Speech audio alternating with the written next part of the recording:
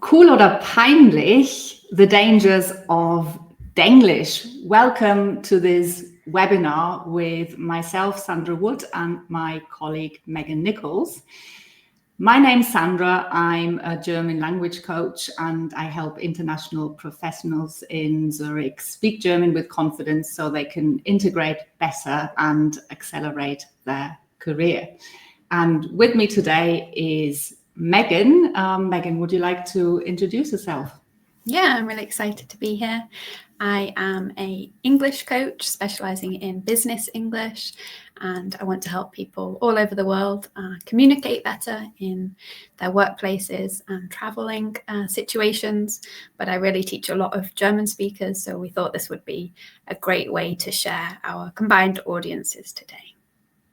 Yes, you're actually my perfect partner for this live. Not only do you teach business English, but you're also a German speaker yourself. So I'm looking forward to talking more about what Denglisch is and also why it can cause problems in communication. And also if any of our viewers have got some experiences that they would like to share, feel free to leave us a comment about your experience with Denglisch.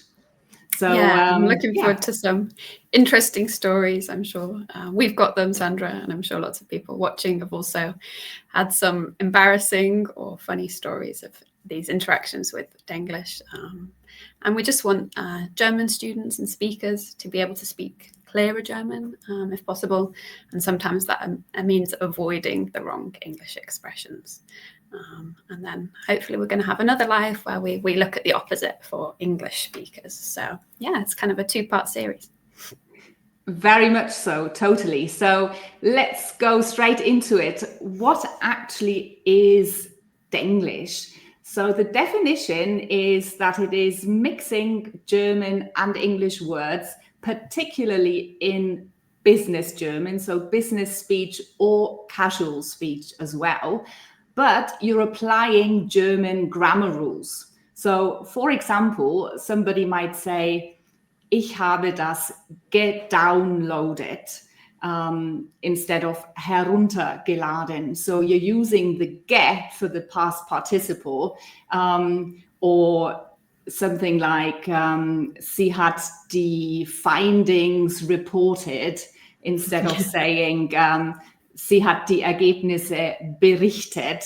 And it's taking words from English and sometimes also misusing them, but certainly using them in a different way to what would happen in the English language often. So, Meg, why does this happen? Yeah, it's this hybrid language, and I find it fascinating because it's not unique to Deutsch and English. We see like Spanglish or Franglais. And I think it's really exciting how these languages evolve and they kind of become common. And this is normal because the languages that we speak today are very different than we spoke 2,000 years ago. So I don't think we should try and stop this evolution. But I think it happens because we're becoming more international and English is becoming the lingua franca of the global business world. So this has an influence in the tech environment, the marketing environment. We see lots of jargon coming from English. And I think lots of companies want to be cool. They want to appeal to the younger audiences. They want to seem that they're, making this transition towards the new age of tech. And so it happens because we're borrowing these words and then we're trying to use them in a way that might not be their original meaning. Have you got any examples or any stories of when you've heard this, Sandra? Yes, well, there are so many. What do I pick? But a very common one in German is ich arbeite im Homeoffice. Instead of saying ich arbeite von zu Hause aus. And I think using the term home office sounds a bit odd to English ears, maybe, does it? Yeah, for us, it's a place. Like I have an office at home, or I have a home office. Like this is where I'm sitting now at my desk. But to use it in this way, it sounds a little bit strange. Yeah. Do you have another example?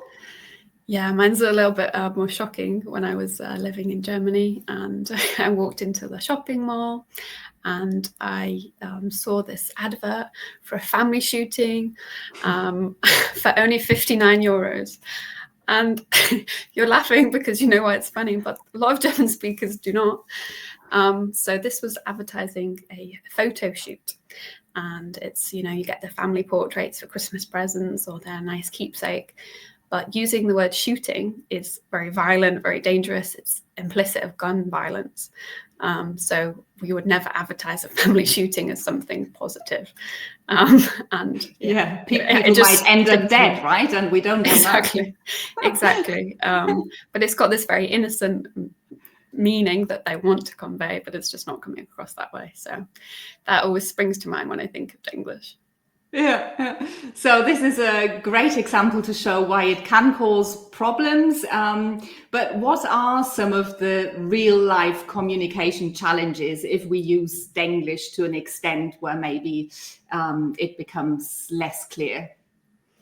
Yeah, I think we both speak German and English, so it's kind of amusing and comical to us because we understand both sides of it. However, in a business setting or in an office, you might be speaking with non-native speakers of either of these languages. And so for international colleagues, it's going to be really difficult because they don't know the context, they don't know the hybrid words, and it's going to lead to lots of misunderstandings. Lots of Denglisch words look English, but they have a completely different meaning. And I think we're going to look at some more examples a bit later on. So just because they look like they're one language doesn't necessarily mean that they are. And I think this can be confusing for learners of German as well, because they have that familiarity, but they just function differently. And we see this with like false friends, where you think, oh, this is a recognizable word. And I want to say it with a German pronunciation, but it's actually not that meaning at all. And something that's really important for me, which I always try and communicate in my sessions, is the culture aspect of it. Like, you want to sound as professional as possible. And just because you take a word that you think you know and you use it to sound cool or trendy or modern, it might actually have the opposite effect. You might sound more unprofessional if you're kind of sprinkling these semi-English words throughout your speech. So these are the reasons why I think it can cause challenges. Have you got anything to add?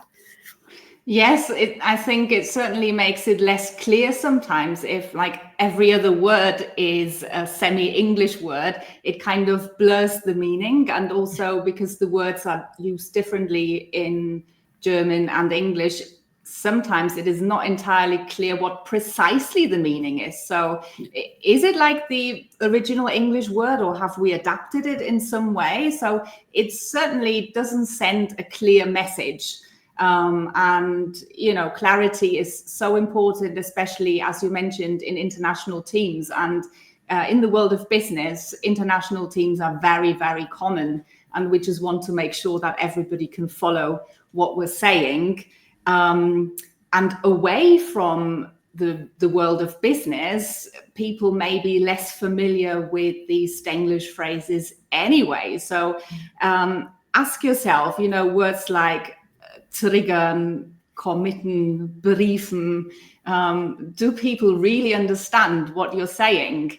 And it's generally easier for the brain if you stick to one person. So your audience, will expect you to speak German in a German business meeting, but if you then sprinkle those English terms into the German, it's slightly odd. So I'll give you an example. This is actually something that I heard somebody say, and it goes like this. So morgen haben wir einen Call, wo wir die Deadline für die Application der Speaker für den Summit im Dezember fixen und uns dann final committen müssen, wer den Lead übernimmt. Yeah, that's a bit of a mouthful. And I love what you said about the brain, Sandra, because it actually does code switching. And it's really hard for the brain to code switch in the middle of the sentence, going back and forth, back and forth. So you're actually making it harder for yourself, but also for the listeners, because that was not clear what you were saying at all. Yes, and I think also added to that sometimes then is the German pronunciation, because we use these English words like German words, and then we add like our natural German accent, which makes them less recognizable sometimes. So one example, for example, das Handy. You know, the Germans are always talking about das Handy. So let's look at some examples. Why is handy maybe a bit confusing to an English speaker? Because it comes from hand, which I know we took originally from German, and actually a lot of English words have Germanic roots. So that's why this confusion is kind of historic. But handy on its own is an adjective, and it means like you're really good with your hands, or something is really convenient. For example, the plumber was really handy, he fixed the boiler. And we're not using it as a noun, as a phone at all.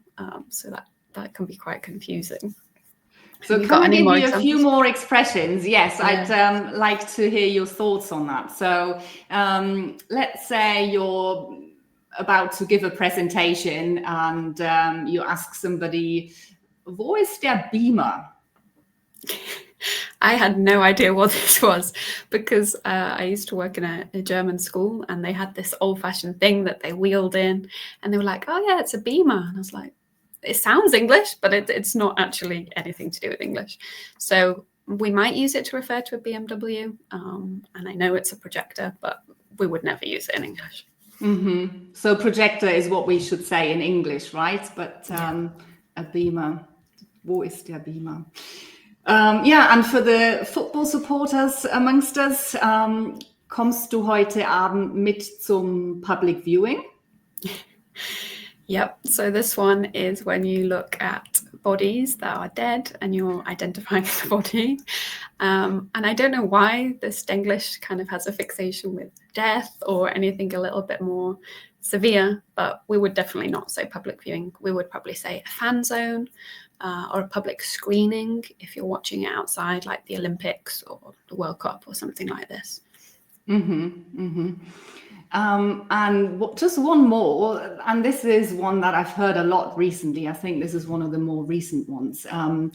Das triggert mich. And somebody said, mein Computer braucht immer 5 Minuten zum Hochfahren. Das triggert mich total. Yeah, I think this has become popular with like TikTok and Instagram, but it's used in a much more severe way in English. And you actually taught me about this, Sandra. I didn't realize it was used in such a casual way in German, because for us, it's definitely about a mental health context. It's definitely something a lot deeper, and it has a lot more severity in English. So we wouldn't just use it so casually for a computer. Yeah, it's more like es ärgert mich, es nervt mich, I guess, in German. So yeah, it's lost some of that severity, really. Yeah, absolutely. Yeah. Should we switch it around? Sure. I will give you some German phrases, and you tell me how we could say it in a better way. Yeah. Kannst du mich bitte updaten? Kannst du mich bitte auf den neuesten Stand bringen? Which I believe is such a nice phrase in German. Jemanden auf den neuesten Stand bringen, rather than updaten. Yeah, I like that one. What about, wir müssen den Report reviewen? That's so hard to say, isn't it? I have to really concentrate to give it a German accent. Your German accent is great, by the way. So, report. Why call it that? Der Bericht. Wir müssen den Bericht überprüfen. I think that's much clearer.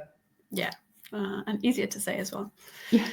What about, you gave the example before, kannst du dich committen?